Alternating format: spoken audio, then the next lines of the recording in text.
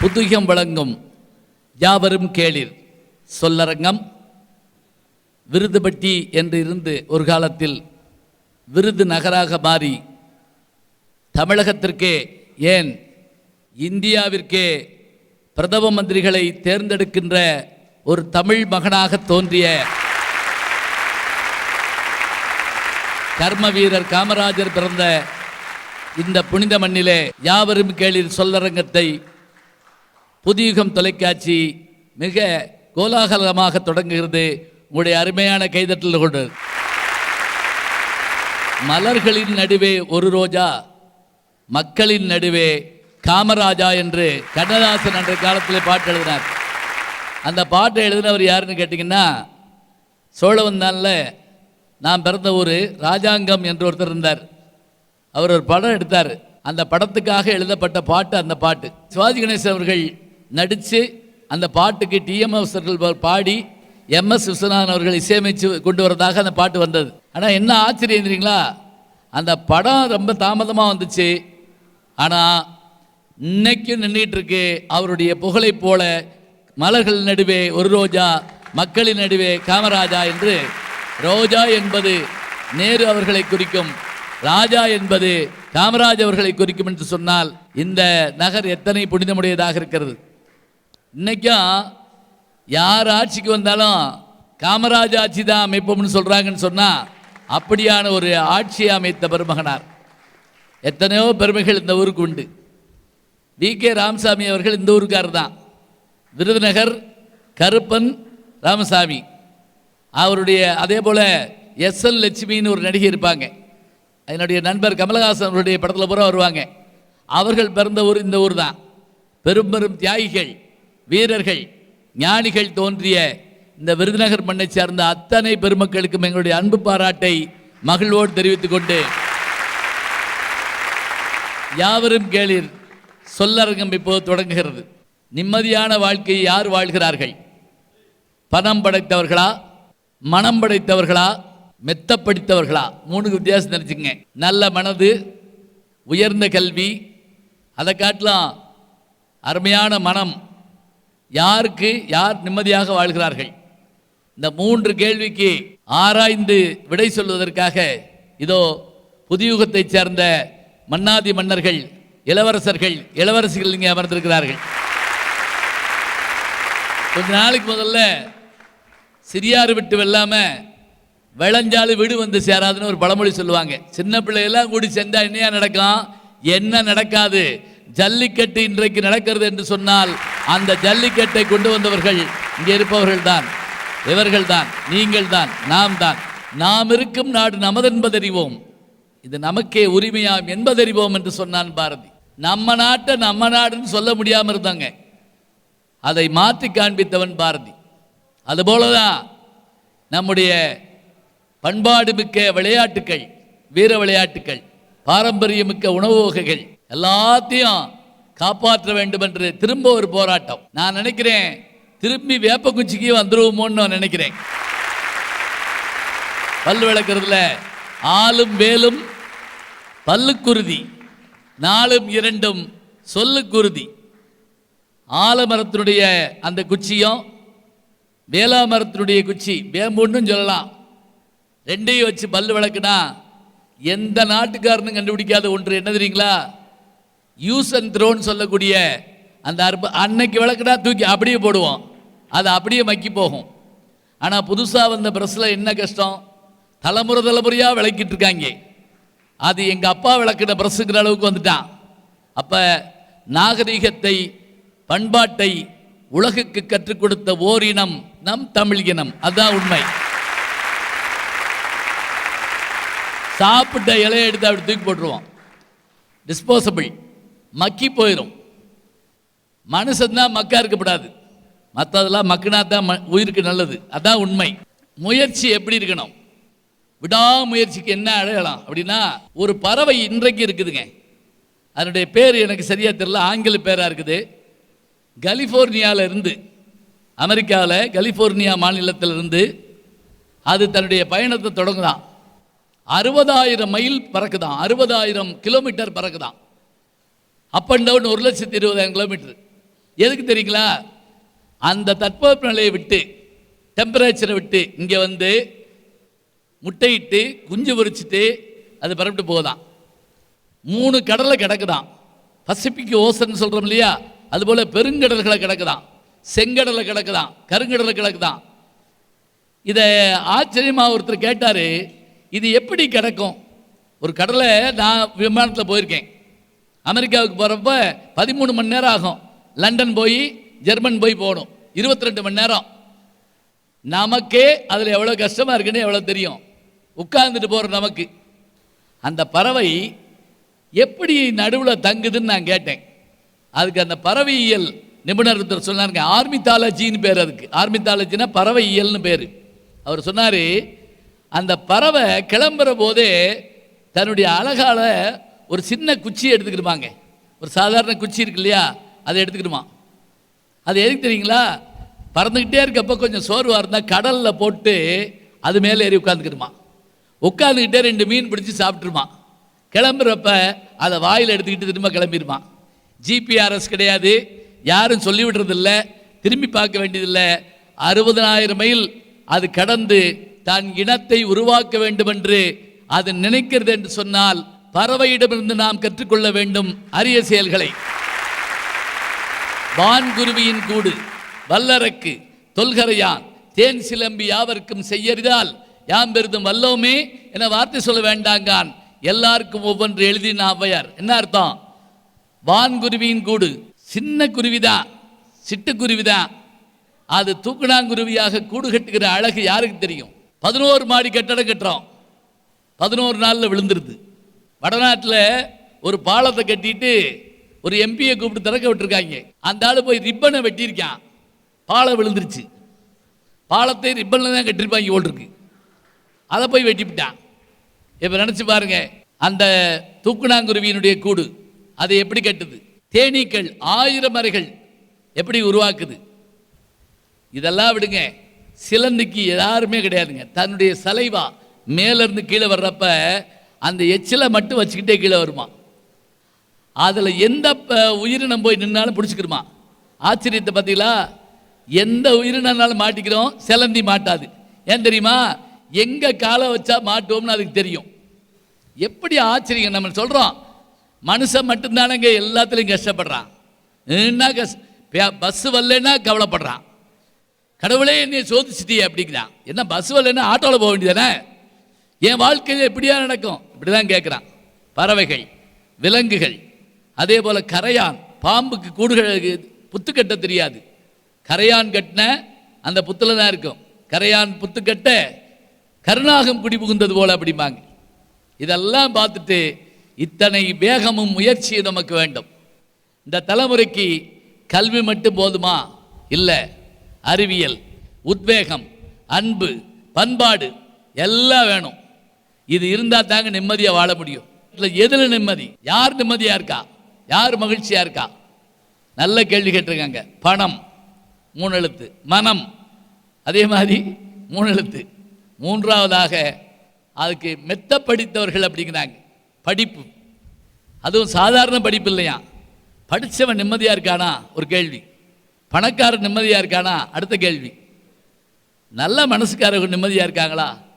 நல்ல மனசு உள்ளவங்க கூட எப்போ கவலைப்படுறான்னு தெரியுங்களா? என்ன கடவுளே, நான் எல்லாருக்கும் நல்லது செய்கிறேன், ஏன் எனக்கு இப்படி சோதிக்கிற? எனக்கு ஏன் இந்த நோய் வருது, எனக்கு ஏன் இந்த கவலை வருது, எனக்கு ஏன் இந்த கஷ்டம் வருது என்று கேட்கிறான் என்றால் நாம் நினைக்கிறோம் பணக்காரர் சௌரியமாக இருக்கார். அவர் கவலை அவருக்கு. என் கூட ஒருத்தர் பம்பாய்க்கு வந்தார், ₹1,00,000 மடியில் வச்சுருந்தார். விடிகிற வரைக்கும் ஒரு பயில தூங்க உள்ளவர். அவன் ஏன் அங்கே நிற்கிறான், இவன் யார், அவன் ஏன் பாத்ரூம் போகிறான், பாத்ரூம் போக மாட்டாங்களா அவனாவது, அவர் ஏன் கருப்பு கோட்டு போட்டிருக்காரு, யார் டிடிஆரை போய். மடியில் கனம் இருந்தால் வழியில் பயம் இருக்கும். பணம் இருக்கிற போது ஏற்படுற கஷ்டம். நல்ல மனசு, படிப்பாளி, எவ்வளோ படித்தாலும் குழப்பமாக இருக்கிறான் சில பேர். அதை படித்தேன் புரியலை, இதை படித்தேன் புரியலை, எதை படித்தாலும் புரியலை, அப்புறம் ஏன் படித்தேன், படிச்சுக்கிட்டே இருப்பேன். இருக்கட்டும். இந்த கேள்விக்கு நாம விடை சொல்வதை காட்டிலும் இந்த இளைய தலைமுறை சொல்ல வந்திருக்கிறார்கள். சொல்லரங்கம், யாவரும் கேளீர் என்ற அற்புதமான சொல்லரங்கம் இதோ தொடங்குகிறது. புகழும் பெருமை மிக்க விருதை மாநகரில் எத்தனையோ செல்வங்கள் உண்டு. உழைப்பால் உயர்ந்த ஊர் இந்த ஊர். இந்த ஊருக்கு என்று தனி பெருமைகளில் ஒன்று என்ன, இங்குதான் உழைப்பு. இந்த உழைப்புக்காக அத்தனை பாடு. மணப்பாறை மாடு கட்டி மாயபுரம் ஏறு ஊட்டி வயக்காட்டை உழுது போடு செல்லக்கண்ணுங்கிற பாட்டு எழுதின மருதகாசி பொதியை ஏற்றி வண்டியிலே பொள்ளாச்சி சந்தையிலே விருதுநகர் வியாபாரிக்கு செல்லக்கண்ணு காசை வித்து போட்டு பணத்தை எண்ணு செல்லக்கண்ணு. ஏன்னா விருதுநகர் வியாபாரிகள் மட்டுமே இத்தனை தத்துவத்தோடு அழகாக எதையும் செய்வார்கள். என் நண்பர் கவிஞர் அருமையாக பிருந்தாசாரதி எழுதினார் ஆனந்தம்னு ஒரு படத்தில். இந்த உலகத்தில் ரெண்டு பேர் கையில் தாங்க தராசு இருக்கு. ஒன்று நீதி தேவதையினுடைய கையில் தராசு, அடுத்து வியாபாரிகள் கையில் தராசு. என்று சொன்னால் கொடுக்கும் போதும் குறைபடக்கூடாது, பெறும் போதும் அதிகம் பெற்றுவிடக்கூடாது. கொடுப்பதும் குறைபடாது, கொள்வதும் மிகைப்படாது. வாழுகிற இனம் நம்முடைய இனம் என்று சொன்னால் இத்தனை பெருமைகளை கொண்டிருக்கக்கூடிய இதோ இந்த அருமையான நகரில் புதியுகம் வழங்குகின்ற யாவரும் கேளீர் சொல்லரங்கம் தொடங்குகிறது. யார் பெரிதும் நிம்மதியாக இருக்கிறார்களா, பணம் படைத்தவர்களா, நல்ல மனம் படைத்தவர்களா, மெத்த படித்தவர்களா? தொடங்குகிறது விவாத மேடை சொல்லரங்கம். என்ன படிக்கிறீங்க? 11ஆம் வகுப்பு. 11ஆம் வகுப்பு. நீங்கள் தமிழ்நாடா? தமிழண்ணா. பார்த்தீங்களா, தமிழ்னா இருந்துக்கிட்டு 11ஆம் வகுப்புன்னு தமிழில் சொல்கிறத பாருங்க.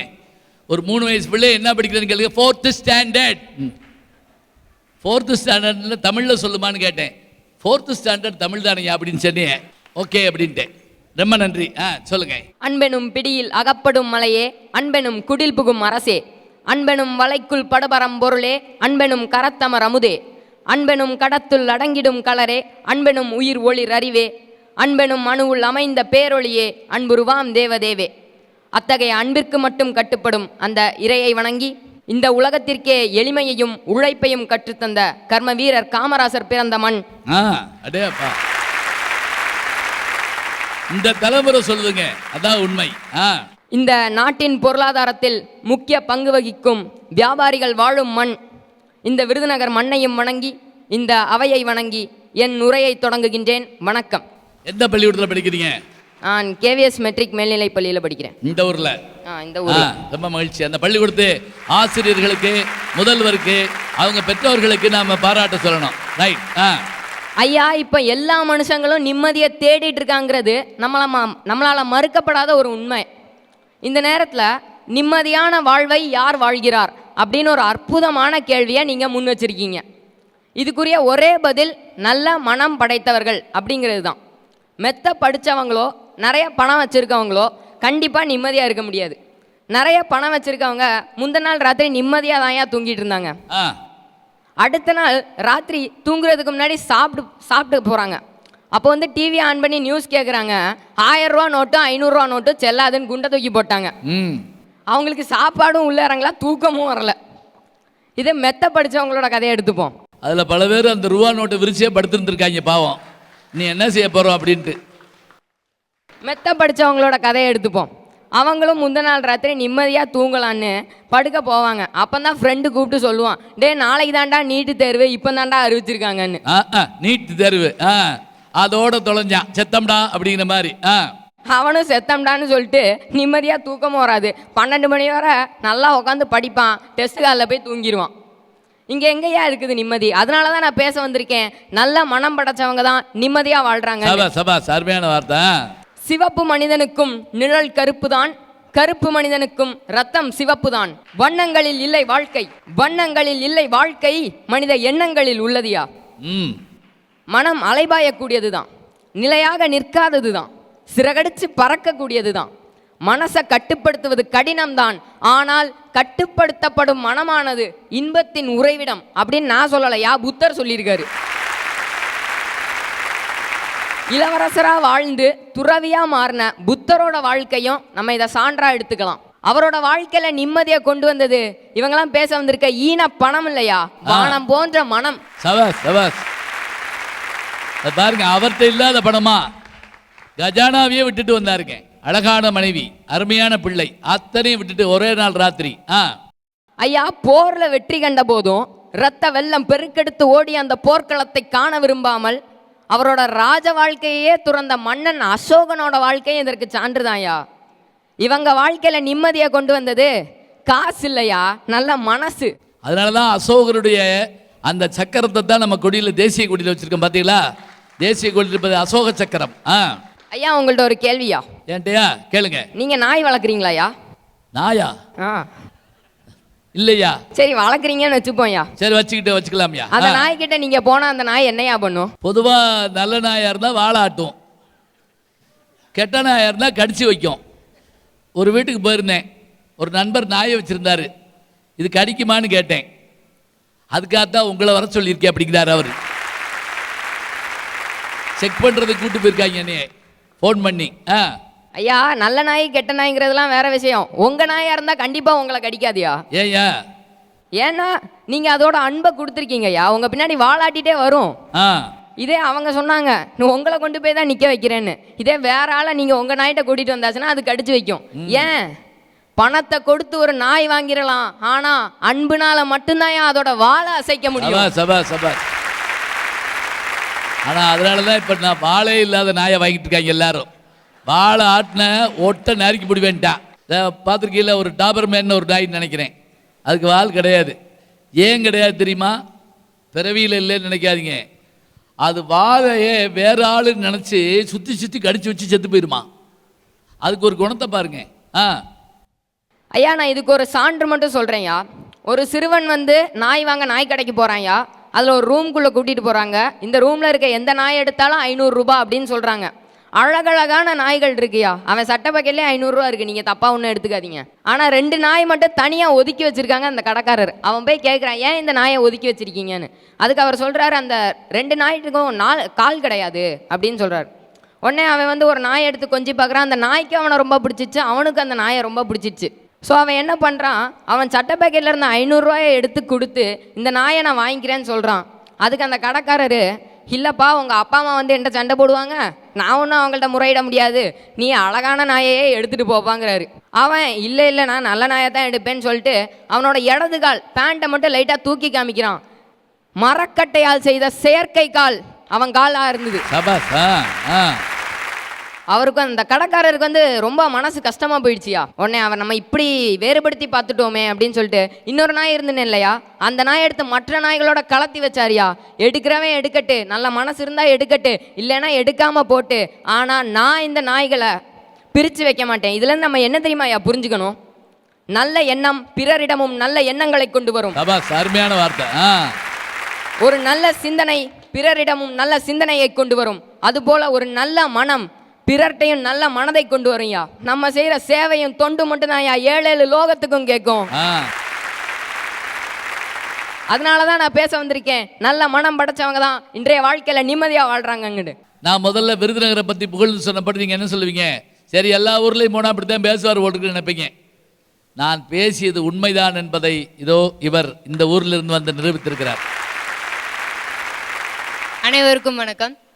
கல்தான் முள்தான் காலில் குத்தும் நெறிஞ்சு கடந்து போ, மேலே மேலே நடந்து போ, கண்ணை கவரும் குறிஞ்சி. ஐயா, இதை தமிழோட தாரக மந்திரம்னு சொல்லுவாங்க. ஒரு அழகான குறிஞ்சி மலரை பறிக்கணும்னு நினைச்சிட்டாலே கையில கால் குத்ததான் செய்யும். அதே மாதிரி தான் வாழ்க்கையில நிம்மதியை அடையணும்னு நினைச்சேன்னா சுகமான கல்விங்கிற வழிகளை தாங்கிதான் ஆகணும். ஆ ஐயா உங்களுக்கே தெரிஞ்சிருக்கும், லண்டன்ல கேம்பிரிட்ஜ் பல்கலைக்கழகத்துல படிச்சுட்டு இருக்கிற ஸ்ருதிங்கிற ஒரு பொண்ணு கைத்தொழில் செஞ்சு தானும் படிக்கிறா, தன்னை போன்ற ஏழை குழந்தைகளையும் படிக்க வைக்கிறா. அப்போ கேட்குறாங்க, ஏமா நீயே கஷ்டப்பட்டு படிச்சுட்டு இருக்க, இந்த மாதிரி ஏழை குழந்தைகளும் ஏமா படிக்க வைக்கணும்னு கேட்கும்போது அந்த பொண்ணு என்ன தெரியுங்களா சொல்றா, பணம் இன்னைக்கு இருக்கும் நாளைக்கு இருக்காது, பணம் இருக்கிற இடத்த பார்த்து தான் மனசு போகும், ஆனா கல்வி மட்டும்தான் ஒரு மனுஷனுக்கு நிம்மதியை தரும்னு சொல்லி முடிக்கிறாயா. என் கூட படிக்கிற பொண்ணு சரண்யான்னு ஒரு பொண்ணு படிக்கிறா, ஸ்ரீவில்லிபுத்தூர் பக்கத்துல மம்சாபுரம். அந்த பொண்ணு அவ்வளோலாம் வசதியெல்லாம் கிடையாதுயா, ஏழை தான். அந்த பொண்ணு வந்துட்டு வறுமையை நோக்கி போகும்போது அவ யோசிக்கிறா, தன்னால இப்போ பணத்தால தன்னோட குடும்பத்துக்கு உதவி எதுவும் செய்ய முடியாது, ஆனா தன்னோட கல்வியால இந்த குடும்பத்தை முன்னேற்றத்துக்கு கொண்டு வரலான்னு யோசிக்கிறா. அந்த ஊர்ல என்ன தெரியுங்களா சிறப்பு, வருஷத்துக்கு சித்திரை திருவிழான்னு சொல்லி 7 நாள் கொண்டாடுவாங்களாம். அந்த ஊர்ல படிச்சு ஃபர்ஸ்ட் மார்க் யார் எடுக்கிறாங்களோ அவங்கள அந்த ஊர்லயே வச்சு இன்னாரோட பொண்ணு ஃபர்ஸ்ட் மார்க் நல்ல நம்ம பள்ளியில படிச்சிருக்கான்னு சொல்லி பெருமைப்படுத்துவாங்களாம். அது அந்த பொண்ணு யோசிக்கிறா, நம்ம குடும்பத்துக்கு பணத்தால தான் இப்போ உதவி செய்ய முடியாது, ஆனா நம்ம தகப்பனுக்கு கல்வியாளன் பெருமையை தேடித்தரன்னு யோசிக்கிறா. அதே ஆண்டு கஷ்டப்படி படிச்சு 1160க்கு மேல மார்க் எடுத்து 192க்கு மேல கட் ஆஃப் எடுத்து அதே பள்ளியில முதல் மாணவியா வர்றா. அதே பள்ளியில முதல் மாணவியா வர்றா. அதே சித்திரை திருவிழாவும் வருது. அதே 7 நாள்ல மாரியப்பனாரோட பொண்ணு சரண்யான்னு சொல்லும் போது அந்த இடத்துல அந்த கல்வி மட்டும்தான் அந்த பொண்ணுக்கு நிம்மதியை கொடுத்திருக்கு. அதான் சொல்றேன், மெத்த படிப்பு மட்டும்தான் நிம்மதியை தருதுன்னு பேசணும். அனைவருக்கும் வணக்கம். தேடி பாக்குற தேசத்துல நாளும் காந்திய தாங்கானோ சாந்திய தாங்கானோ, ரூபா நோட்டுல வாழுறாரு காந்தி, வாய் நிறைய ஜோரா புன்னகைய ஏந்தி, காசை பார்த்தா காந்தி தாத்தா போல நாம் சிரிப்போம். ஐயா சிரிச்சுக்கிட்டே பேச வந்திருக்கேன். யாரு நிம்மதியா வாழ்றாங்கன்னா பணம் படைச்சவங்கன்னு. காந்தியே சிரிக்கிறாருங்க ரூபா நோட்ல. பணம் படைச்சவங்க தான் ஐயா நிம்மதியா வாழ்றாங்க. சொல்லுங்க, நல்லா கேட்டுக்கங்க. ஐயா, அருள் இல்லாருக்கு அவ்வுலகம் இல்லை, பொருள் இல்லாருக்கு இவ்வுலகம் இல்லை, பொருள் இல்லைன்னா ஒண்ணுமே இல்லையா. ஐயா இந்த பணம் படைச்சவர்கள் நான் யார தெரியுமா சொல்றேன், குருட்டாம்போக்குல குறுக்கு வழியில பணத்தை சம்பாத்தி வச்சுட்டு இந்த இஞ்சி தின்ன குரங்குன்னு சொல்லுவாங்கல்ல அந்த மாதிரி முழிச்சுக்கிட்டே இருப்பாங்க. அதை ஒரு நாளைக்கு பார்க்கணும்னு எனக்கு ஆசையா இருக்கு. எல்லா இடத்துலையும் சொல்றோம், சும்மாவே அது மூஞ்சி அப்படி இருக்கும், இஞ்சி தின்னா எப்படி இருக்கும் பாருங்க. நானும் வீட்டுல கேட்டேன், யா ஒன்னிய மாதிரி தான் இருக்குன்னு சொல்லிட்டாங்க. ஐயோ நல்ல வேளை நான் கேட்கல. அந்த இஞ்சி தின்ன குரங்கு மாதிரி முழிச்சுக்கிட்டு இருப்பாங்க ஐயா. எதுக்கு தெரியுமா, எப்ப ரூபா நோட்டு செல்லாதுன்னு சொல்லுவாங்க, எப்ப இன்கம் டாக்ஸ் காரன் வருவான்னு தெரியாம பதட்டமா இருப்பாங்க. அந்த பணம் படைத்தவர்களை பத்தி நான் பேச வரல. நேர்மையான வழியில தன்னோட தேவையும் பூர்த்தி பண்ணிட்டு தான் குடும்பத்தோட தேவையும் பூர்த்தி பண்ணிட்டு யாரு கஷ்டப்படுறாங்களோ அவங்களுக்கு தனக்கு பின் தானம்னு நிம்மதியா வாழ்ந்துட்டு இருக்காங்க பாருங்க, அவங்கள பத்தி தான் நான் பேச வந்திருக்கேன். நீங்க தர்மம் பண்ணணும்னு நினைச்சா என்ன பண்ணுவீங்க? இப்போ யோசிச்சு பாருங்க, இவர் நல்ல மனசுங்கிறாரு, அந்த பொண்ணு கல்விங்குது, அந்த கல்வியை படிக்க வைக்க பணம் வேணும். உங்களை நல்ல மனசுக்காரன் 4 பேர் சொல்றதா இருந்தா நீங்க தர்மம் பண்ணணும். அப்ப ரெண்டுக்குமே தேவை எது என்றால் பணம் தான். ஐயா செல்வத்தை இன்னொரு சொல்லு நம்ம இன்னைக்கு சொல்றோம், பொருள் கூட்டல் ஆதாரம் பொருளாதாரம். வாழ்க்கையோட அடிப்படை ஆதாரமே பொருள் தானையா. அப்ப பணம் தானையா எல்லாத்துக்கும் முக்கியம். இவ்வளவு ஏன்யா, கடவுளை பார்க்க போனாலே இன்னைக்கு காசு வேணும். 100 ரூபா கொடுத்தா கடவுள் வந்து ஸ்மாரா தெரிவாரு, அதாவது ஸ்மாரா அவரை பார்க்கலாம் பக்கத்துல போய். அதே இது 1000 ரூபா கொடுத்தீங்கன்னா சூப்பரா பார்க்கலாம், சிறப்பு தரிசனம் வச்சிருக்காங்க. இது மட்டுமா, விருதுநகர்லயும் பெருமாள் கோயில் இருக்கு, திருப்பதியிலையும் பெருமாள் கோயில் இருக்கு. எங்கய்யா அதிக கூட்டம் போகுது? திருப்பதிக்கு தான் போகுது. ஏன் தெரியுமா, திருப்பதி போனா திருப்பம் வரும், கை நிறைய காசு வரும், செல்வம் வரும் அப்படிங்கிற கருத்து மக்கள் மனசுல பதிஞ்சிருக்கா இல்லையா? அதாவது அந்த கோடீஸ்வரனை போய் பார்த்தா நம்மளும் கோடீஸ்வரன் ஆகலாம், அதான் உண்மை. ஐயா இன்னைக்கு திருமணமா இருக்கட்டும் எதுவா இருக்கட்டும் பொருள் இல்லாம ஒண்ணும் பண்ண முடியல. அன்னைக்கெல்லாம் திருமணங்கள் சொர்க்கத்தில் நிச்சயிக்கப்படுகிறதுன்னு சொன்னா இன்னைக்கு ரொக்கத்துல நிச்சயிக்கப்படுகிறது. பிறந்த உடனே குழந்தைங்க எல்லாம் குவா குவானாலும் இன்னைக்கெல்லாம் ரூவான்னு அழுதியா. இந்த மாதிரி பணத்தை வச்சுதானே எல்லாமே நடந்துட்டு நடந்துட்டு இருக்கே. இப்போ 2 நாளைக்கு முதல்ல என் நண்பர் சொன்னார், இந்த குழந்தை பிறந்திருக்குள்ள போய் பார்த்து வர்றோம்ல, ஆம்பளை பிள்ளையா பொம்பளை பிள்ளையான்னு கேட்டேன். கீரி பிள்ளை அப்படின்னாரு. என்ன இப்படி சொல்கிறீங்க அப்படின்னு. இல்லை கீரித்தான பிள்ளை எடுத்தா, அதாவது சிசேரியனா, அதுக்கு பேர் கீரி பிள்ளைன்னு வச்சுருக்காங்க. எங்கே போய் தான் கண்டுபிடிப்பாங்களோ தெரில. ஆச்சரியத்தை பாருங்க. என் நண்பர் புலவர் வேலாயுதத்தை சொன்னோன்னே நான் ரொம்ப ஆச்சரியமாக விட்டு போட்டேன். ஐயா, தானம் செய்யணும்னா நல்ல மனசு வேணும், உண்மைதான். ஆனா நல்ல மனசு மட்டும் போதுமா? பொருளும் வேணும். கர்ணன் வந்து தானம் செய்யறதுல சிறந்தவர் தான். ஆனா அவருக்கு தானம் செய்யறதுக்கு பொருள் வேணும் அப்படிங்கிற காரணத்தோட தான் கர்ணன் பிறக்கும் போதே கவச குண்டலத்தோட பிறந்தாரியா. பொருளோட பிறக்கணும் அப்படிங்கிறது தான் அர்த்தம் ஐயா அதுக்கு. எனவே நிம்மதியா யார் வாழ்றாங்கன்னா பணம் படைச்சவங்க தான் நான் பேச வந்திருக்கேன். நல்லா நல்லா அருமையான வார்த்தை. தன்னால கர்ணன் கவச குண்டலத்தோட ஏன் பிறந்தான்னு எனக்கு தெரியல. சொல்றாங்க இன்னும் இல்லை, அவன் கேட்டு வந்தான், இந்தடா இதையாவது வச்சுக்கடா. அப்படி நடந்துச்சு தெரியுமா உங்களுக்கு? என்ன கொடுப்பான் எவை கொடுப்பான் என்று இவர்கள் என்னும் முன்னே பொன்னும் கொடுப்பான் பொருளும் கொடுப்பான், போதாது போதாது என்றாலும் இன்னும் கொடுப்பான், இவையும் குறைவென்றால் எங்கள் கர்ணன் தன்னை கொடுப்பான், தன் உயிரை தான் கொடுப்பான். தயாநிதின்னு சொல்றப்ப காதை அப்படி அறுத்து நெஞ்ச அப்படி அந்த கலட்டி போய் யார்கிட்ட கொடுப்பான் தெரியுங்களா? இந்திரன்ட்ட கொடுப்பாங்க. எவ்வளோ ஆச்சரியம்! கொடுப்பவர்களுக்கு தானே பெருமை. அருமையா சொன்னீங்க. வண்ண தமிழழகு அதை வாசிக்கும் போதழகு, முத்துச்சரம் போலே தொடுத்து வைக்கும் திறமழகு, சொல்லழகு பொருளழகு, செந்தமிழை செதுக்கையிலே தெல்லும் மொழி நடையழகு, மொத்தத்தில் தமிழழகு, தமிழ் பேசும் நாமும் அழகு. ஐயா, விருதுகளுக்கே விருந்து படைக்கக்கூடிய வித்தகர் வாழக்கூடிய இந்த விருதுநகர் மண்ணுக்கு ஒரு வணக்கத்தை சொல்லி, நல்லா அவையோருக்கும் சபையோருக்கும் அடுத்த வணக்கத்தை சொல்லி விவாதத்துக்குள்ள போவோம். நிம்மதியான வாழ்க்கையை யார் வாழ்றாங்க? ஐயா, நிதர்சனமான உண்மையா சொல்றேன், மனம் படைத்தவரால் மட்டுமே வாழ முடியும். நல்ல மனசு, நல்ல மனசு, நல்ல மனசு. ஐயா, பணத்தாலையும் படிப்பாலையும் நம்ம வாழ்க்கையை வந்து ஒரு சாமி சிலை மாதிரி வடிவமைக்கலாம். ஆனா அந்த சிலையை கையெடுத்து கும்பிடுறதுக்கு நல்ல மனசு தான் வேணும். ஐயா, நிம்மதி நிம்மதின்னு சொல்றோம். இந்த வாழ்க்கையில நிம்மதி இருந்தா ஒரு நிமிஷம் கூட வீணாகாது. ஆனா அதே வாழ்க்கையில நிம்மதி இல்லைன்னா வாழ்க்கையை ஒரு நிமிஷத்துல காணாம போயிருங்க. அப்படி சொல்லுங்க. இதுதான் ஐயா உங்கள்கிட்ட கேட்க. இப்ப வாழ்க்கையை பத்தி நீங்க என்ன நினைக்கிறீங்க? அது லைஃப்னு நினைக்கிறேன். ஐயா காடா சொல்லாம லைட்டா முடிச்சிட்டாங்க. ஐயா, இப்ப வாழ்க்கைன்னு என்னன்னு பாத்தீங்கன்னா, ஒரு சாமியார்ட்ட போய் கேட்கணும்னு வச்சுக்கோங்களேன், வெந்ததை தின்னு விதி வந்தா சாவு போ, இதுதான் அவரோட வாழ்க்கை. அவரை பொறுத்த மட்டும் அவ்வளவுதான்.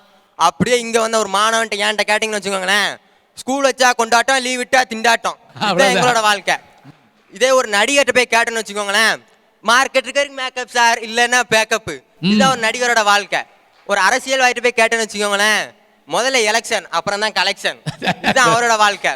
இதுல இந்த வாழ்க்கையில நாம எல்லாரும் பணத்தை தேடி ஓடிட்டு இருக்கமே தவிர நிம்மதியை தாண்டி ஓடிட்டு இருக்குமே அப்படிங்கிறத புரிஞ்சுக்கணும். பஸ்ஸை பிடிக்க சில பேர் பஸ்ஸை முந்தி ஓடிடுவாங்க, பார்த்துருக்கீங்களா? அதுல ஏற போனோம், அதையே தாண்டி ஓடுறான். அந்த மாதிரிதான் என் வாழ்க்கை. இந்த வாழ்க்கையில நிம்மதியா வாழணும் அப்படின்னா ஒரு மனிதனா மட்டும் இல்ல, நல்ல புனிதனாவும் மாற்றக்கூடிய ஒரு நல்ல மனசு தாங்கய்யா. நல்ல மனசு படைச்சவங்களுக்கு நமக்குள்ளே ஒரு உதாரணம் சொல்றேன்யா. இதே விருதுநகர் மண்ணில் பக்கத்தில் அருப்புக்கோட்டை தாலுகாவில் குள்ளூர் சந்தை அப்படிங்கிற ஒரு கிராமம் இருக்கு. அந்த கிராமத்தில் 1920 பிறந்தவர் ஒருவர் 1940 மொரிஷியஸுக்கு போறாரு. அங்கேயே இருந்து கஷ்டப்பட்டு உழைச்சி முன்னேறி 1992 அந்த நாட்டுக்கே ஜனாதிபதி ஆயிறாரு. விருதுநகருடைய மன்னன் ஜனாதிபதியா இருக்காரு. 1996 தான் விட்டு போன 56 வருஷத்துக்கு முன்னாடி விட்டு போன அந்த மண்ணை நினைச்சு பாக்குறாருயா. குள்ளூர் சந்தை ஊரை நினைச்சு பார்த்து அந்த மக்களுக்காக செய்யறதுக்காக அங்க இருக்கக்கூடிய நீர்த்தேக்கம், ரிசர்வாயர் நீர்த்தேக்கத்துக்காகவும் அந்த மக்களுக்கு நல்ல சாலை போட்டு கொடுக்கறதுக்காகவும் 1996 தமிழக அரசுக்கு பணம் அனுப்புதாரியா. அந்த ஒரு நல்ல உள்ளந்தான் விருதுநகரை சேர்ந்த வீராசாமி ரெங்காடு அப்படிங்கிறது. எத்தனை ஜனாதிபதிகளுக்கு வரும் தான் 56 வருடங்களுக்கு முன்னாடி விட்டுட்டு போன தன்னுடைய மண்ணை நினைச்சு பார்க்கறது, மக்களுக்காக சேவை செய்யறது. ஐயா, சேவையை கூட தேவைக்காக பண்றவன் தான் பணக்காரன், ஆனா தேவையே சேவையா பண்றவன் நல்ல மனம் படைச்சவன். அருமையான வார்த்தையா. தேவைக்காக பண்றவன் பணக்காரன், ஆனா தேவையை கூட சேவைக்காக பண்ணணும். ஐயா, இந்தியாவில் நோபல் பரிசு வாங்கினவர் 2014 வாங்கினார் கைலாஷ் சத்யார்த்தி. அவருக்கு 2010 அவரோட சொந்த மாவட்டத்தில் சிறந்த சமூக சேவர் அப்படிங்கிற விருது கொடுக்காங்க. அது கொடுக்கறதுக்கு ஒரு IRS முடிச்ச ஒரு பெண்மணியை கொடுக்கறதுக்காக ஏற்பாடு பண்ணியிருக்காங்க. அந்த பெண்மணியை பற்றி சின்ன அறிமுகம் தான். ஒரு அனாதை பெண்மணி, அரசாங்கத்தோட ஆதரவோட வளர்ந்த பெண்மணி. விருதை அனௌன்ஸ் பண்ண உடனே கைலாஷ் சத்யார்த்தி எஞ்சி வராரு. வரும்போது அந்த பெண்ணு விழிகளிலே கண்கலங்கி வழி தெரியாம நின்றுட்டு இருக்காங்க. ஏன்னா அந்த பொண்ணு 6வது வயசுல ஒரு கழிப்பறை கழுவிட்டு இருந்த குழந்தை தொழிலாளியா. அந்த குழந்தை தொழிலாளிய மீட்டு எடுத்து வளர்த்து காப்பாத்தி 10ஆம் வகுப்பு வரை தன்னோட சொந்த செலவுல படிக்க வச்சவரியா. இன்னைக்கு அந்த பொண்ணு அரசாங்கத்தோட ஆதரவுல படிச்சு ஒரு IRS தன்னோட கனவு நிறைவேறி இருக்கு. கழிப்பறை தொழிலாளியினுடைய கனவை நிறைவேற்றிய பெருமை கைலாஷ் சத்யார்த்தி போய் சேருதுன்னா அந்த இடத்துல அவரோட பணமோ படிப்போ இல்லையா, நல்ல மனசு மட்டும் இருக்கு.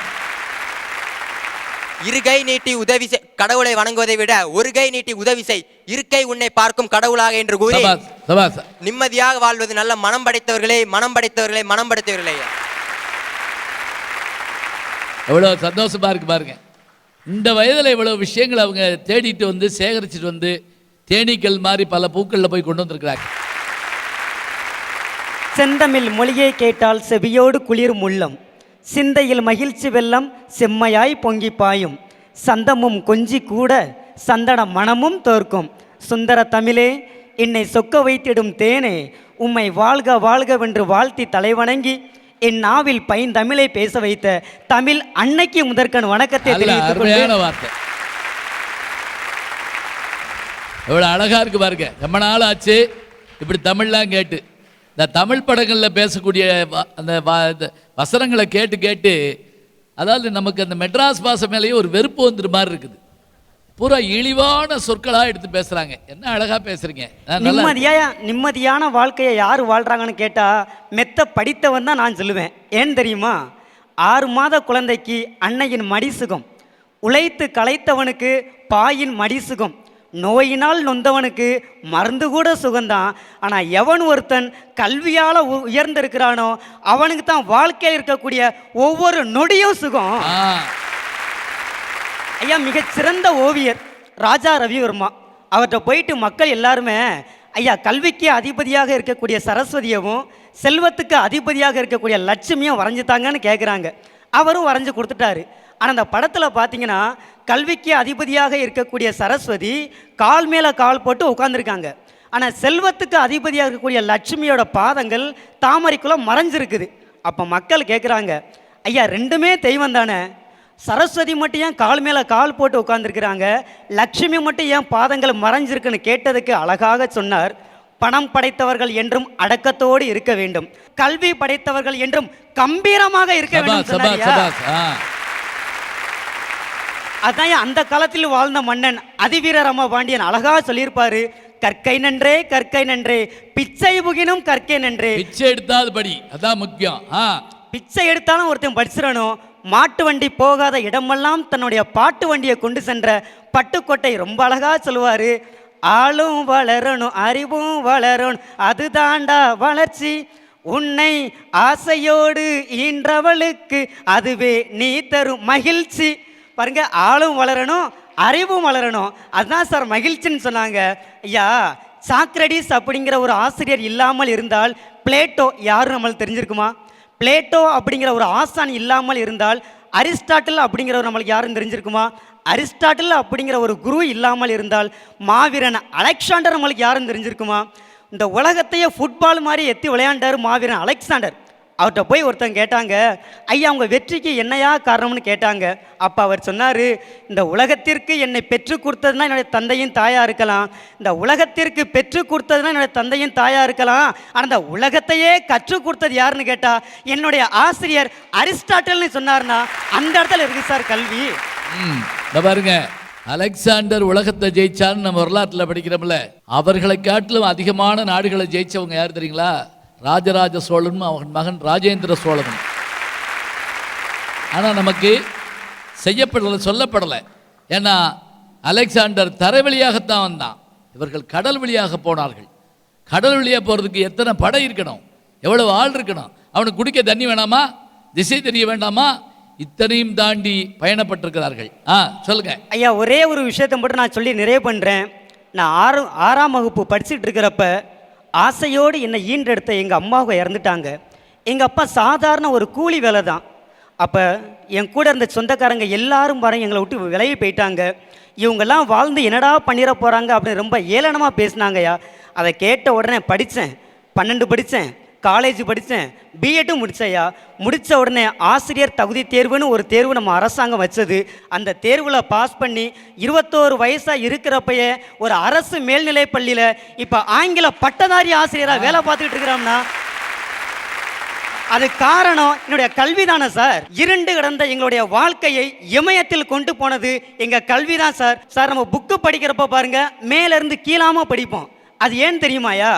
மேலிருந்து கீழாக படிக்கக்கூடிய புத்தகம் தான் ஒருவனுடைய வாழ்க்கையை கீழிருந்து மேலாக உயர்த்தும். அதனால தான் நான் சொல்றேன், நிம்மதியான வாழ்க்கையை யார் வாழ்றாங்கன்னு கேட்டா மெத்த படித்தவர்கள் தான் அப்படின்னு. என்ன அருமையா பேசுறாரு பாருங்க. இதுல பல பேர் அவங்க வாழ்க்கையவே பேசுறாங்க. அதான் உண்மையா இருக்கு, நமக்கு சந்தோஷமா இருக்கு. அவரை பார்த்தாயா, இவரை பார்த்தாயா, என்னை பார், நான் உண்மையா வாழ்ந்தவன். கல் தோன்றி மண் தோன்றா காலத்தே வாளோடு முன் தோன்றிய மூத்த பழங்குடியம் தாய்மொழியாம் தமிழை வணங்கி, நான் பிறந்த எம் மகாகவி பாரதியின் இலசை மண்ணையும் என் தாய் தந்தையும் வணங்கி, அபையோரையும் சபையோரையும் வணங்கி என் உரையை துவங்குகிறேன். இலசைனா வேற ஒன்றும் இல்லை, எட்டயபுரம் தான் பேர். இலசை புலவன் தான் போட்டுக்கிறார் அவரு. ஐயா, கண்ணதாசன் அழகா இறைவன்ட்ட சொன்னாரு, மிருகத்தை வேறாகவும் மனிதனை வேறாகவும் நீ படைத்தாய், ஆனால் இன்றோ இரண்டையும் ஒருங்கிணைத்துக் கொண்டிருக்கிறாய். உனது தாண்டவத்தில் மிருகம் மனிதனாகிடும் என்றால் நான் மகிழ்கிறேன், ஆனால் எங்கே மனிதன் மிருகமாகி விடுவோனா என்று நான் அஞ்சுகிறேன் அப்படின்னு சொன்னாரியா கண்ணதாசன். யானை எல்லாம் கோயிலுக்கு போகுது, குரங்கெல்லாம் டான்ஸ் ஆடுது, ஆனா மனுஷன் தான் என்ன செய்யறான், மிருகமா மாறிக்கிட்டு வர்றான். அதான் கஷ்டம். இந்த இடத்துல மனுஷன் மிருகமாவதற்கான முத காரணம் என்னன்னு தெரியுமாயா? பணம் பணம் பணம். பணம் ஒண்ணுதான் எல்லா தவறுகளுக்கு அடிப்படை காரணமா அமையுது. ஐயா, உங்ககிட்ட ஒரு கேள்வி, நெருப்பை நெருப்பால் அணைக்க முடியுமா? முடியாது. வாடி வந்தவர்களின் பசி எனும் நெருப்பை, வாடி வந்தவர்களின் பசி எனும் நெருப்பை அவர் வீட்டு சமையலறை நெருப்பால் அணைத்தாரியா கலைவாணர். அப்படிப்பட்ட இடத்துல இருந்துகிட்டு பணம் பேச வந்திருக்காங்க, படிப்புன்னு பேச வந்திருக்காங்க. எப்படியா? ஒரு கவிஞர் அழகா சொன்னாரு, எனக்கு ஒரு பெண் ஒரு சன், இப்ப என்ன காப்பாத்துறது என்னோட பென்ஷன் மட்டும் தான் சொன்னார்னா. என்னது பாருங்க, ஒரு பெண்ணு ஒரு சன்னு, 2 பேரும் காப்பாத்தலையா? யாரு காப்பாத்துறா? பென்ஷன் தான் காப்பாத்துதான்.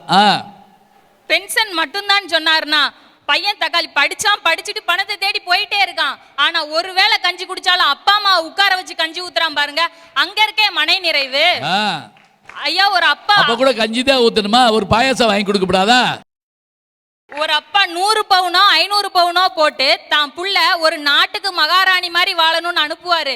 ஆனா அவனும் ஆசைக்கு ஒருத்தையும் ஆஸ்திக்கு ஒருத்தையும் வச்சிருப்பான். அங்க எங்கயா இருக்கு நிம்மதி?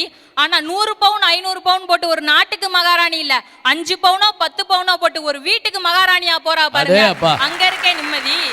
பணம் எல்லார்கிட்டயும் இருக்கு, படிப்பு எல்லார்கிட்டயும் இருக்கு, ஆனா பணம் இருந்தாலும் படிப்பு இருந்தாலும் அதை கொடுக்கறதுக்கான மனசு வேணும்லையா? அந்த மனசுதான் நிம்மதியை தருதுன்னு நான் பேச வந்திருக்கேன். ரொம்ப நல்லா இருக்குமா. இப்போ நீங்கள் பஸ் ஸ்டாண்டில் நிற்கிறப்ப கூட பார்த்தீங்கன்னா சில பிச்சைக்காரங்க அப்படியே பார்த்துட்டு வந்து சில பேர்கிட்ட போய் கேட்பாங்க, பார்த்துருக்கீங்களா? காரணம் என்ன தெரியுமா? அவங்க கண்ணில் மட்டும்தான் கருணை தெரியுமா. சில பேர் பிச்சைக்காரன் கண்ணை காட்டில் மோசமாக நிற்பானான், நம்மகிட்ட கேட்டுருவானோன்னு பயந்து அந்த பக்கம் போயிடுவானான். சில பேர் கொடூரமாக போயிரு குன்றுவேன் அப்படிமானா. சில பேரை பார்த்தோன்னே ஐயா அப்படின்னோடனே உடனே எடுத்து கொடுப்பான். அதனால தான் சொன்னேன், கருணை பொங்கும் உள்ளம் அது கடவுள் வாழும் இல்லம் அப்படின்னா கண்ணதாசன். நீதி தேவதையின் கண்கள் கட்டு அவிழ்ந்துடும், தராசு தடுமாறும். எதனாலயா? என் பணத்தால மட்டும்தான் முடியும். அப்படி போடுங்கம்மா, கட்டையை அவுத்து விடுவேன், தராசு ஆட்டக்கான வச்சு விடுவாங்க. ஐயா, ஒரு மனுஷன் பிறந்ததுல இருந்து அவன் வளர்ந்து சுடுகாடு போகிற வரைக்கும் அவனோட தேவை பணம் மட்டும்தான் இருக்கும். ஐயா, பார்த்தீங்கன்னா என் கூட படிக்கிற பிள்ளைங்க எல்லோரும் ஒன்று போல் காலேஜ் முடிஞ்சு போவோம். பஸ்ஸில் போகையில் பார்த்தீங்கன்னா அந்த பிள்ளைங்க உள்ள ஃபோன் வச்சுருப்பாங்க, பெரிய பெரிய ஃபோனாக வச்சுருப்பாங்க. அதை மற்றவங்களுக்கு தெரியணுமா, பையக்குள்ளே வச்சுருப்பாங்கய்யா, பெல்லே எடுக்காத எடுத்து காற்றுல பொசுக்குன்னு வச்சுருவாங்க. அதில் ரிங்கே வராதான், வடக்குன்னு எடுத்துருவாங்களா? ஏன்னா அவங்க வச்சுருக்க ஃபோனு எல்லாருக்கும் தெரியணுமா. அப்படி போடுங்க. ஏன் காதலையே தொங்க விட்டு போக வேண்டியதானே? இந்த பக்கம் ஒன்று இந்த பக்கம் ஒன்று. என்கிட்ட இருக்க போனா பார்த்தீங்கன்னா ஒரு ஓட்டை போனு, அது பட்டன் செல்லு. அதை எடுத்து என்னால் காற்றுல வைக்க முடியுமா? பெல்ல அடித்தாலும் பையில இருந்து எடுக்க மாட்டேன் என் வெளியில். ஏன்னா என் பக்கத்தில் இருக்க என்னை பார்த்துட்டு ஓட்டை போன வச்சுருக்கானு என்னை சொல்லி போடுவான்னு வெளியில் எடுக்கவே மாட்டேன், உள்ளேயே வச்சுக்கிடுவேன். இப்படிலாம் கஷ்டப்படுமே சொல்லிட்டு எங்கள் வீட்டில் சொன்னேன்யா, சொன்ன உடனே ஏன் தான் கவலைப்படுத, இருடா உனக்கு நான் ஃபோன் வாங்கி தரேன்னு எங்கள் வீட்டில் இருக்கவங்க எனக்கு ஃபோன் வாங்கி கொடுத்தாங்க. நாங்களுங்க வைப்போம்ல புது ஃபோனு, phone, புது phone. புது ஃபோனியா 4G செல்லு பெருசாக வாங்கினேன். புதுசாக வாங்கினதும் பஸ்ஸில் நாங்களும் போவோம்ல கூட, போவையில் நட்டமாக தான் நின்றுக்குருவேன். ஏன்னா கம்பியை பிடிச்சி நிற்கணும்ல, நிற்கையில் அந்த செல்லை கையிலேயே வச்சுக்கிடுவேன். அப்போ மொத்தம் கண்டக்டர் கேட்பாரு, ஏமா அந்த போன் வச்சிருக்கப்புல டிக்கெட் எடுத்துருச்சான்னு கேட்பாரு. அப்பா எப்படி தெரிஞ்சு வச்சு பாருங்க ஒரு நிமிஷத்துல. ஏன்னா நான் போன் வச்சிருக்கேன் யாரும் எல்லாரும் பார்ப்பாங்கல்ல, நான் என்கிட்டயும் பணம் இருக்கு நானும் வாங்குவோம் சொல்லுவோம்ல ஐயா. ஐயா பாத்தீங்கன்னா படிச்சவனுக்கும் படிக்காதவனுக்கும் ஒரே ஒரு வித்தியாசம் ஐயா. ஐயா உங்ககிட்ட ஒரு கேள்வி கேட்கணும் ஐயா. எல்லாரும் என்ன என்கிட்ட கேள்வி கேட்டுட்டே இருக்கீங்க? நீங்க எவ்வளவு ஐயா படிச்சிருக்கீங்க? நானு அவ்வளவு பெருசா சொல்ல முடியாது. எம்ஏ, எம்பில், பிஹெச்டி, டிஜிடி, டிஜே எவ்வளோ எல்லாம் படிச்சிருக்கேன். ஐயா அதை எத்தனை வருஷமா படிச்சீங்க? அது என்ன ஒவ்வொன்றுக்கும் வச்சுக்கோங்க. 16 வருஷம் படித்து, அப்புறம் 4 வருஷம் 3 வருஷம் பிஏ படித்து, 2 வருஷம் எம்ஏ படித்து, அப்புறம் எம்பில் 1 வருஷம் படித்து, பிஹெச்டி 4 வருஷம் படித்து, ஒரு 25 வருஷம் படிச்சிருப்பேன். போங்க ஐயா, இத்தனை வருஷத்தையும் வேஸ்ட் ஆக்கிட்டீங்க. என்னை விட்டா 1 மணி நேரம், ஒரு நாளில் 1 மணி நேரத்தில் என் பணத்தை கொடுத்தா நீங்கள் படித்த 15 வருஷம் படிப்பேன் என்னால் 1 மணி நேரத்தில் வாங்க முடியும் ஐயா. ஆத்தாடி, ஏன் யூனிவர்சிட்டியே வாங்க வேண்டியதானே? ஐயா பணக்காரனுக்கும் பணம் இல்லாதவனுக்கும் ஒரே ஒரு வித்தியாசங்க. பணம் இருக்கவங்கிட்ட மதியம் இருக்கும், நிம்மதியும் இருக்குங்கய்யா. நகையும் இருக்கும், புன்னகையும் இருக்குங்கய்யா. ஆனால் பணம் இல்லாதவங்கிட்ட மதியம் இருக்காது, நிம்மதியும் இருக்காது. அவங்கிட்ட நகையும் இருக்காது, புன்னகையும் இருக்காது ஐயா. ஐயா வருமானம் ஒன்று உள்ளே வந்தா கஷ்டம்னு தன்னை போல பின்னால் வந்துடுதுயா. மணின்னு ஒன்று உள்ளே வந்தாதான் நிம்மதியும் தன்னை போல உள்ள வருது ஐயா. அதான் ஏன் சொல்லுதேன், பணம் மட்டும்தான் ஒரு மனுஷனுக்கு நிம்மதியை தருதுன்னு சொல்ல வந்திருக்கேன் ஐயா. நன்றியா. கதை வருவேன் அது பாருங்க, அவங்க அந்த பேச்சில் அவங்க ஊர் பாஷை எப்படி வருவா அதையா சொல்லுதேன் அப்படிங்கிறாங்க. பொறுப்பிலே பிறந்து தென்னன் புகழிலே கிடந்து சங்க திருப்பிலே இருந்து வைகை ஏட்டிலே தவழ்ந்த பேதை நெருப்பிலே நின்று கற்றோர் நினைவிலே நடந்தோரென மறுப்பிலே பயின்ற பாவை மருங்கிலே வளருகின்றார். அருமை அருமை அருமை. என்னுடைய நாவில் சொற்களை சேர்த்து இந்த மேடையில் தமிழ் பாட வைத்த என் தமிழ் அன்னைக்கு என் சினம் சார்ந்த வணக்கங்கள். அடுத்த வணக்கம் இந்த விருதை மண்ணிற்கு தெரிவித்துக் கொள்றேன். நல்ல நல்ல ஐயா, நான் இன்னைக்கு இந்த மேடையில் வந்து இவ்வளவு கம்பீரமா இந்த மைக்கை பிடிச்சு பேசுறேன்னா அதுக்கு ஒரே காரணம் என்னுடைய கல்வி. இந்த தொடக்கத்தில் என்னுடைய வாழ்க்கையில் நடந்த ஒரு சின்ன அனுபவத்தை சொல்றதுக்கு மட்டும் நீங்க அனுமதிக்கணும். நல்லா சொல்லுங்க. நான் 1ஆம் வகுப்புலேருந்து 8ஆம் வகுப்பு வரைக்கும் பார்வை உள்ள பள்ளியில் படித்தேன். நான் பார்வை குறைவு உடைய ஒருவன் நான். சரி சரி. பார்வை உள்ள பள்ளியிலேயே தெரியலையா, நல்ல மாப்பிள்ளை மாதிரி இருக்கியா, அருமையா இருக்கியா. பார்வை உள்ள பள்ளியில் படித்தேன். 9ஆம் வகுப்பு போயிட்டு அன்னைக்கு தான் முதல்ல வகுப்புக்குள்ளே நுழைகிறேன். அங்கே அறிவியல் ஆசிரியர் என்ன சொல்கிறார், பூரா ஆய்வகத்துக்கு கூப்பிட்டு போகிறாரு. அறிவியல் ஆசிரியர் சொல்கிறாரு, டேய் அந்த தீப்பெட்டி எடு அப்படிங்கிறார். எனக்கு தீப்பெட்டி தெரியல, ஓங்கி பலார்னு கன்னத்தில் ஒரு அறை விட்டுறார். அறை விட்ட பிறகு நான் மன அழுத்தத்தோடு வீட்டில் போய் சொல்கிறேன், நாளையிலேருந்து நான் பள்ளிக்கூடம் போக மாட்டேன், எங்கள் அறிவியல் ஆசிரியர் அடிக்கிறார். எல்லா பள்ளிக்கூடத்துக்கும் என்னை கூப்பிட்டு போகிறாங்க, இந்த மாணவனை சேர்க்கலாமான்னு. அந்த காலகட்டம் அப்போ சிறப்பு பள்ளியெல்லாம் தெரியாது, சேர்க்க முடியாது, போர்டு தெரியாது, உனக்கு சேர்க்க முடியாது. 4 வருடங்கள் 9ஆம் வகுப்புலேருந்து 4 வருடங்கள் நான் பள்ளிக்கு பக்கமே போகலை. நான் பட்டாசு தொழிற்சாலையிலும் தீப்பெட்டி தொழிற்சாலையிலும் நான் வேலை பார்த்து வந்தவன். அதற்கு பிற்பாடு நான் 9ஆம் வகுப்பு மறுபடியும் மதுரையில் இருக்கக்கூடிய ஒரு சிறப்பு பள்ளியில் போய் படிச்சிருக்கிறேன். 10, 11, 12 முடித்து இளங்கலை தமிழ் அமெரிக்கன் கல்லூரியில் படித்து எம்ஏ படித்து பிஎட் படித்து இன்று சுப்பையா நாடார் அரசு ஆண்கள் மேல்நிலைப் பள்ளியில் ஒரு தமிழாசிரியராக நிற்கிறேன்னா அதுக்கு முக்கிய காரணம் கல்வி கல்வி கல்வி என்பதை ஐயாட்ட பெருமையோடு சொல்லிக்கொள்கிறேன். நான் எம்ஏ படித்த பொழுது ஐயாட்ட சமணமும் தமிழுங்கிற ஒரு கட்டுரையை அவர்கிட்ட சமர்ப்பித்து அவருடைய பாராட்டுதலையும் பெற்றிருக்கேன்னா எனக்கு முக்கிய காரணம் கல்வி தாங்க. நான் இதுக்கு முன்னாடி இவங்க என்ன படிச்சிருக்கீங்கன்னு இவங்க கேட்டாங்க. நான் எம்ஏ எம்பில் பிஹெச்டின்னு நான் சொன்னேன். அதெல்லாம் படிப்பு இல்லையா, நீங்கள் படித்தது தான் ஐயா படிப்பு. உண்மையிலேயே ரொம்ப பெருமைக்குரிய விஷயம் ஐயா. நான் எம்ஏ படிக்கிற காலத்தில் ஐயாட்ட சமணமும் தமிழுங்கிற ஒரு கட்டுரையை சமர்ப்பித்தேன். எனக்கு இந்த அறிவு எப்படி வந்ததுன்னே தெரியல. ஒரு மனிதனை முழுமையான மனிதனாக ஆளுமை உள்ள மனிதனாக மாற்றுவதற்கு கல்வியை தவிர வேறு எந்த சக்தியும் கிடையாது. பாரதி அழகாக சொல்லுவான் ஐயா, நிமிர்ந்த நன்னடை நேர்கொண்ட பார்வை திமிர்ந்த ஞானச்செருக்கு. திமிர்ந்த ஞானச்செருக்கு. ஒரு மனிதனுக்கு திமிர்ந்த ஞானச்செருக்கு இருக்கலாம், ஆனால் வேறு எந்த பணத்திலோ அல்லது மனத்திலோ எனக்கு செருக்கு இருக்குன்னா அது அவ்வளோதான். அது வேறு மாதிரியான கண்ணோட்டத்தில் பார்க்கணும். இந்த நேரத்தில் நான் ஒன்றை பதிவு செய்ய விரும்புகின்றேன். நமது கவிதை ஆசிரியர், பாடல் ஆசிரியர் மறைந்த முத்துக்குமார் அவர்களுக்கு தமிழக அரசு விருதை அறிவித்திருக்கிறது. அவருடைய கவிதை என்ன என்கின்ற கல்விதான் அவருக்கு இறந்தாலும் கூட இன்றும் அவரை நம்முடைய மனதில் நினைவுபடுத்துகிறது. அவருக்கு நான் இந்த நேரத்தில் நான் அதை நினைவுபடுத்த விரும்புகிறேன். அதாவது வாழ்ந்த காலத்துக்குள்ளங்க அந்த மனுஷன் 1500 பாட்டுக்கு மேலே எழுதிட்டாப்லங்க. 1500 பாட்டு, இன்னும் 40 வயசு கூட ஆகலை. ரொம்ப வேதனையான மரணம். எனக்கெல்லாம் என்னுடைய நெருங்கிய நண்பர் அந்த கவிஞர். அவருடைய கவிதைகளை என்னுடைய மாணவர்களை வச்சு நான் ஆராய்ச்சி பண்ண சொல்லி அதுக்கு அவர் பேட்டி கொடுத்துருக்காருங்க. அத்தகைய பெருமை மிகுந்தவருக்கு விருது. ரொம்ப நன்றியா. நன்றிங்கய்யா. புறநானூற்று பாடல் ஒன்று சொல்லுங்கய்யா. வேற்றுமை தெரிந்த நாற்பால் உள்ளும் கீழ்ப்பால் ஒருவன் கற்பின் மேற்பால் ஒருவனும் அவன் கண் படுமை. படுமை படுமை. இன்னைக்கு மாற்றுச் சான்றிதழ்ல நம்ம சாதியை கேட்கிறோம் இல்லையா? அதுல நம்ம 2 சாதியை குறிப்பிட்டோம். நல்லா படிச்சவங்க மேல் ஜாதி, நல்லா படிக்காதவங்க கீழ் ஜாதி. முடிஞ்சு போச்சு, அவ்வளவுதான். முடிஞ்சே போச்சு, இவ்வளவுதான். படிப்பை வச்சு ஜாதியை பிரிவர். அழகா சொல்றாரு. படிப்பை வச்சு ஜாதியை பிரிச்சு நல்லா படித்தவர்கள். இதே ஔவையார் சொல்லியிருக்காங்க முந்தாடி. எப்படின்னா, இட்டார் பெரியார் இடாதார் இளகுலத்தார் பட்டாங்கில் உள்ளபடி கொடுப்பவன் உயர்ந்த ஜாதி, வாங்குறான்ல அவன் இழிந்த ஜாதின்ட்டான். ரொம்ப அழகா இருக்கு. அது மாதிரி படித்தவர்கள் உயர்ந்த ஜாதி, படியாதவர்களை நீ தாழ்ந்தவன் சொல்லிட்டு போயிடலாம். வள்ளுவன் சொல்லுவாங்க, அதாவது கல்வி கற்றவர்கள்ட்ட இருக்கக்கூடிய செல்வமும் கல்வி கற்காதவங்ககிட்ட இருக்கக்கூடிய செல்வம் எத்தகையது. பண்பிலான் பெற்ற பெருஞ்செல்வம் நண்பால் கலந்தீமையால் தெரிந்தற்று. ஒரு கெட்ட பாத்திரத்துல பால் வச்சிருக்கோம்னா அந்த பால் எவ்வாறு அசுத்தமாயிருமோ அதுபோல பண்பு இல்லாதவனிடம் இருக்கக்கூடிய செல்வம் அவ்வாறு திரைந்து கெட்டலியும். என்னையா இவர்கிட்ட படிக்கணும் போல இருக்கையா? நம்ம அந்த பால் நல்ல பால் தான். அதை மோசமான பாத்திரத்தில் ஏற்றா, கழும்பேறின பாத்திரத்தில் ஊத்திட்டா என்ன ஆகும்? பால் கெட்டு போகும்.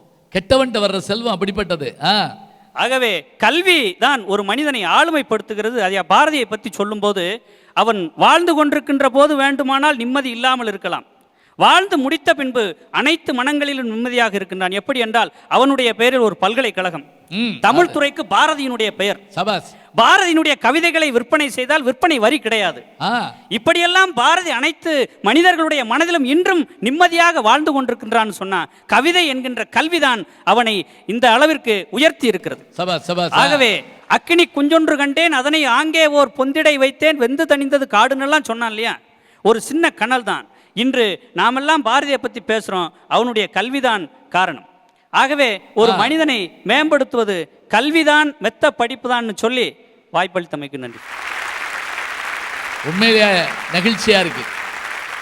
புதியுகம் யாவரும் கேள்வி நிகழ்ச்சியில் என்ன சாதித்ததுன்னு யாராவது கேட்டால், நாங்கள் மாரி செல்வத்தை தயங்காமல் காட்டுவோம். வாரி வழங்குறார். அப்படியே ரொம்ப பெருமையாக இருக்குது. இவற்றை படிக்கிற மாணவர்கள் உச்சரிப்பு பாருங்கள், என்ன அருமையாக இருக்குது. சொல் இப்படி இருக்கணுங்க. சில பேர் என்ன பேசுகிறாங்கன்னே புரியாது. என்ன அருமையாக சொல்கிறார். இந்த வளர்ச்சி அவருக்கு எப்படி கிடைத்தது, இந்த தன்னம்பிக்கை எப்படி கிடைச்சது, அருமையாக இருந்ததுயா. ஊருக்கு நல்லது சொல்வேன், எனக்கு உண்மை தெரிந்தது சொல்வேன், சீருக்கெல்லாம் முதலாகும் ஒரு தெய்வம் துணை செய்ய வேண்டும். ஐயா, பணம் இருக்கிறவங்கள பணக்காரங்கன்னு சொல்லுவாங்க, நல்ல படிப்பறிவு இருக்கிறவங்கள படிப்பாளின்னு சொல்லுவாங்க. ஆனா யார்கிட்ட நல்ல மனசு இருக்கோ அவங்கள மட்டும்தான் ஐயா மனுஷன்னு சொல்லுவாங்க. அப்படி சொல்லுங்க. மனுஷன்டா. ஐயா, ஸ்ரீவில்லிபுத்தூர்னா பால்கோவா, திருநெல்வேலினா அல்வா, தூத்துக்குடினா உப்பு, சாத்தூர்னா சேவு, சிவகாசினா பட்டாசு, விருதுநகர்னா என்ன புரோட்டா. விருதுநகர்னா என்ன பரோட்டாக்கு மட்டும் கிடையாதுயா, நல்ல மனசுள்ள மக்களுக்கும் ஃபேமஸ். ஐயா, எந்த மண்ணுக்கும் இல்லாத தனி சிறப்பு நம்ம விருதுநகர் மண்ணுக்கு இருக்கு. கஸ்தூரிபா, அன்னை கஸ்தூரிபாவும் காந்திஜியும் விருதுநகர் மண்ணுக்கு வந்திருந்தப்போ A4S அப்படின்ற இல்லத்துல தங்கியிருந்தாங்க. அப்ப நம்ம விருதுநகர் வாழ் மக்கள்லாம் சேர்ந்தவங்களுக்கு கருப்பட்டி கலந்த பலகாரம் கொடுத்தாங்களாம். அன்னை கஸ்தூரிபா சாகிறதுக்கு முன்னாடி காந்திஜிட்ட சொன்னாங்களாம், இப்போ எனக்கு என்ன தெரியுமா ஞாபகம் வருது, நம்ம விருதுநகர்ல சாப்பிட்ட அந்த கருப்பட்டி கலந்த பலகாரம் தான் ஞாபகம் வருதுன்னு சொன்னாங்க. அப்போ ஒரு மனுஷன் சாகிறதுக்கு முன்னாடி கூட இந்த விருதுநகரை பத்தி நினைக்க வச்ச மண்ணியா இந்த மண்ணு. இப்படிப்பட்ட இந்த மண்ணில நின்னுக்கிட்டு நல்ல மனசுன்னு பேசாம வேற எதை எடுத்தியா பேசிட முடியும்? கரிசக்காட்டு பூமியிலே வர கண்டெடுத்த காமாட்சியே, விருதுநகரின் வீரமகன் ஐயா, வீரத்தாயும் பெற்ற மகன், பதவி நாடா பண்பாளரே ஐயா, கல்வி கண்ண திறந்தவரே, சத்துணவு தந்தவராம் ஐயா, கல்வி கண்ண திறந்தவர் தான், விருதுநகரின் சிங்கமடா ஐயா, காமராஜர் தங்கமடா. ஐயா பெருந்தலைவர் அவர் உருவாக்குனது மதிய உணவு, சத்துணவு பின்னாடி புரட்சித் தலைவர் எம்ஜிஆர் அவர்கள் கொண்டு வந்தாங்க. ஆனால் அதுக்கான விதையை நட்டவர் யார் என்று கேட்டால் நம்முடைய பெருந்தலைவர் அவர்கள் தான். ஐயா பெருந்தலைவர் காமராஜர் ஐயா முதலமைச்சராக இருந்த பொழுது தேச போராட்ட தியாகி ஒருத்தர் அவர் பொண்ணுக்கு கல்யாணம்னு சொல்லிட்டு காமராஜர் ஐயாவுக்கு பத்திரிக்கை வச்சு அழைச்சாராம். அப்போ காமராஜர் ஐயா என்னால் வர முடியாது, எனக்கு வேறொரு நிகழ்ச்சி இருக்குன்னு சொல்லிட்டு கல்யாணத்தன்னைக்கு காலையில் அங்கே போனார். அப்போ தியாகி கேட்டாராம், நீங்கள் வாரேன்னு முதல்ல சொல்லியிருந்தா ஏற்பாடெல்லாம் தடபுடலாம் ரெடி பண்ணியிருப்பேனே அப்படின்னு சொல்லி கேட்பாரு. அதுக்கு காமராஜர் ஐயா சொன்ன ஒரே வார்த்தை, உங்களோட நிதி நிலைமை எனக்கு ரொம்ப நல்லா தெரியும், அதனால தான் சொல்லலைன்னு சொல்லி சொல்லுவார். அப்போது ஒரு முதலமைச்சராக இருந்த பொழுதும் அடுத்தவனை கஷ்டப்படுத்தக்கூடாதுன்னு நினைக்கிற இந்த நல்ல மனசனுக்கு எத்தனை பேருக்கே வந்துடும். அதனால தான் சொல்கிறேன், நம்ப முடியுதா இப்படிலாம் இருந்திருப்பாங்களான்னு. என் போட்டோவை சின்னதாக போட்டாமலடா அப்படின்னு கேட்குறோம். நம்ம எவ்வளவு ஆச்சரியம், எப்படி வளர்ந்துட்டோம். அதனால தான் சொல்றேன், நிம்மதியான மனசு உள்ளவங்க தான் இன்னைக்கு நிம்மதியான வாழ்க்கையை வாழ்கிறார்கள். நல்ல மனசு உள்ளவர்களுக்கு நிம்மதியான வாழ்க்கை. சபாஸ். விருதுநகரில் நடைபெற்றுக் கொண்டிருக்கும் இந்த கலகலப்பான யாவரும் கேளீர் சொல்லரங்கம், யார் பெரிதும் நிம்மதியாக இருக்கிறார்களா? பணம் படைத்தவர்களா, நல்ல மனம் படைத்தவர்களா, மெத்த படித்தவர்களா? விவாதம் அடுத்த வாரமும் தொடரும்.